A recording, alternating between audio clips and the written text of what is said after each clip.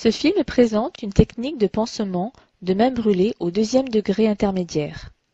Il s'agit d'un patient à 2 jours de l'accident, causé par de l'huile bouillante au niveau de la main. Après évaluation médico-chirurgicale, la prise en charge a été autorisée en soins externes. Des antalgiques de palier 2 ou 3 seront administrés avant chaque pansement et complétés éventuellement par du protoxyde d'azote.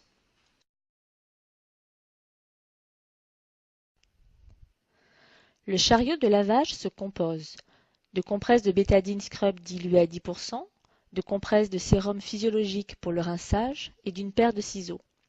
En fonction de la tolérance à la douleur, le patient peut se rincer sous l'eau du robinet. Le chariot de réfection se compose, lui, de tulle gras ou gélonette saturée en flamazine et préalablement coupée à la taille des doigts. Des compresses sont prévues pour limiter l'exsudat. Pour un pansement de main complète, il faut 2 bandes de 5 cm. Le nettoyage quotidien favorise une détertion mécanique et permet de retirer les exsudats fibrineux, les peaux mortes ainsi que les phlictènes. Il est capital de faire une excision des phlictènes afin d'évaluer la profondeur de la lésion, ensuite de limiter le risque infectieux et enfin d'améliorer l'efficacité du topique. La lésion est ensuite rincée puis séchée. La brûlure est un phénomène dynamique qui évolue dans le temps en raison de la progression des lésions cellulaires. L'évaluation de la brûlure ne peut définitivement se faire qu'après plusieurs jours.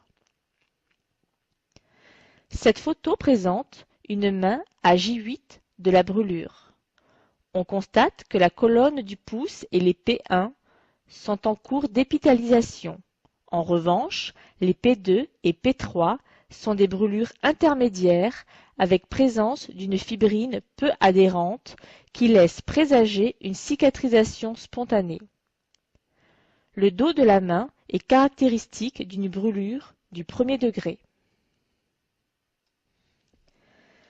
Les cellules responsables de la cicatrisation sont stimulées par un milieu humide.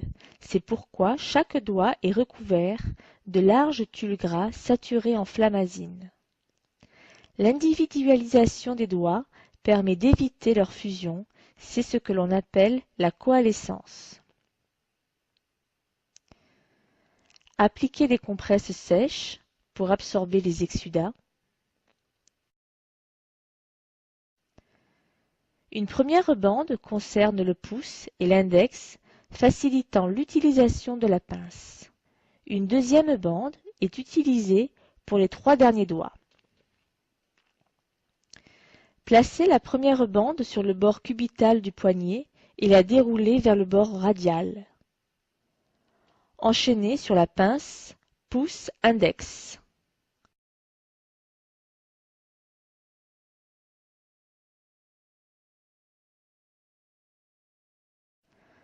La bande se déroule de l'extrémité distale du doigt P3 à l'extrémité proximale P1.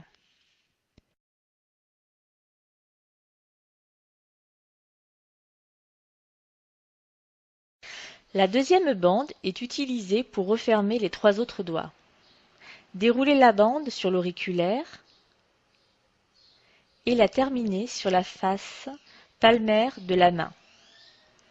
Remontez ensuite sur le poignet, puis repartir sur l'annulaire et ainsi de suite. Il faudra faire attention à ne pas trop serrer les bandes pour éviter l'effet garrot.